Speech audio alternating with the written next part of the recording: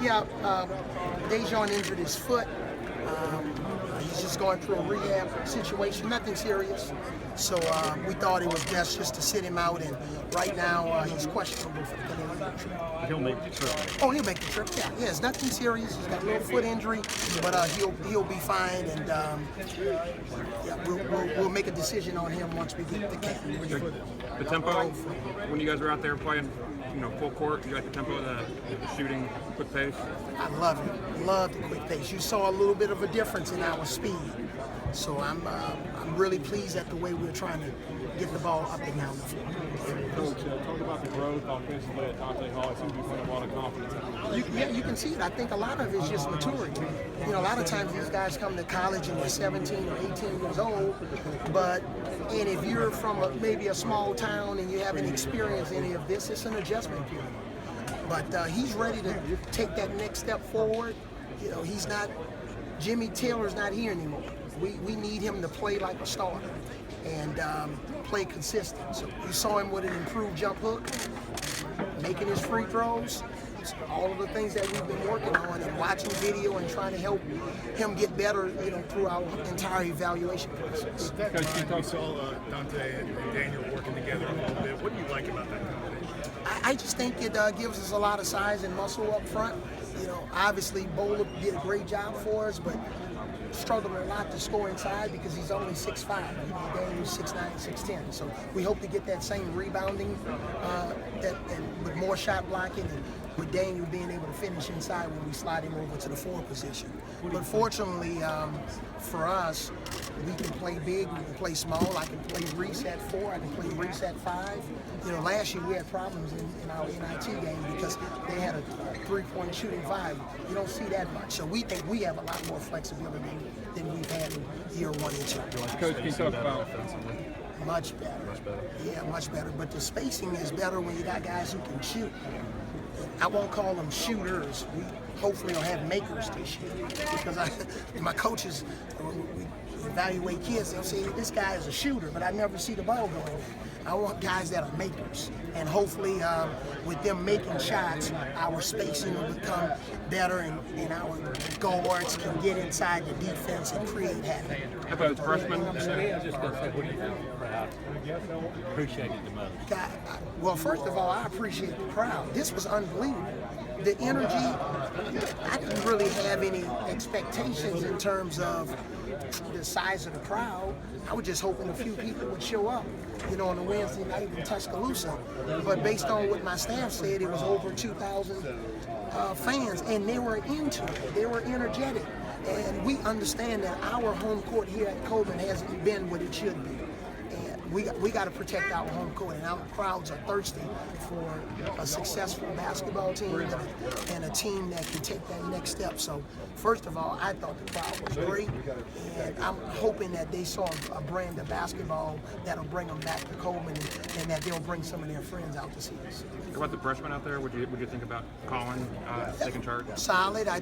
All of them are have their own strengths and weaknesses, and you saw a lot of what they can do. And while we were, after these guys in recruiting, we wanted them here at the university. Herb Jones is a versatile wing player and shoot the 3, he can pass it. Galen is muscle inside. He was 219 pounds, now he's 232.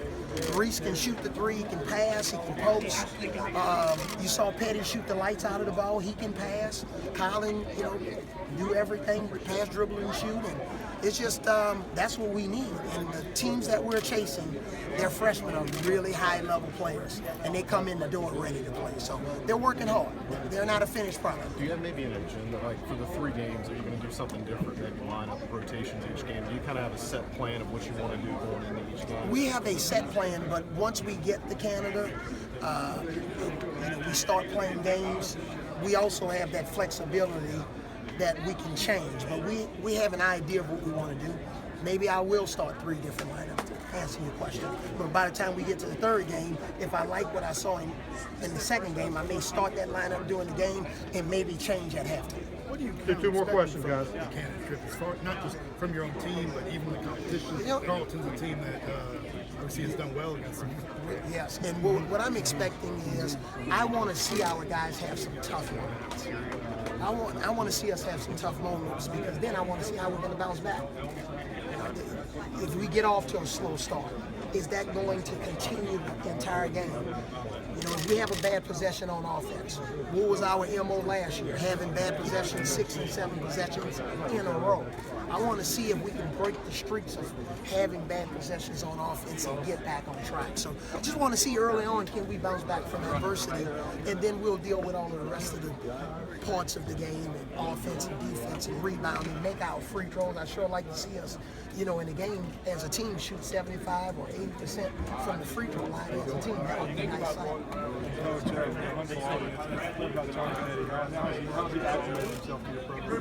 John's been solid. He's worked hard. You know, he gets after it like before. He doesn't take any drills off. He's got a level of maturity about him early on that we really like. And you saw him, you know, he's improving, you know, ball handling. He's putting the ball on the floor better than he did when he first arrived. But again, all of our players all have incredible families. And we have a strong relationship, and they believe in us, and they believe in Coach Avery. So we're going to do our best to take care of them. And John, just like everybody on our team, know that we want the best for them. And because of that, they just come out and play basketball. They don't have to be tight. They can just play free and fierce and not look over their shoulders. Do one more question, guys. One more.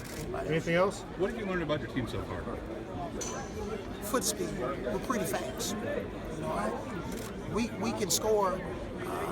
You know, I always talked about scoring in the first 5 or 7 seconds. That was like a little bit of a dream the first 2 years. It might become reality this year.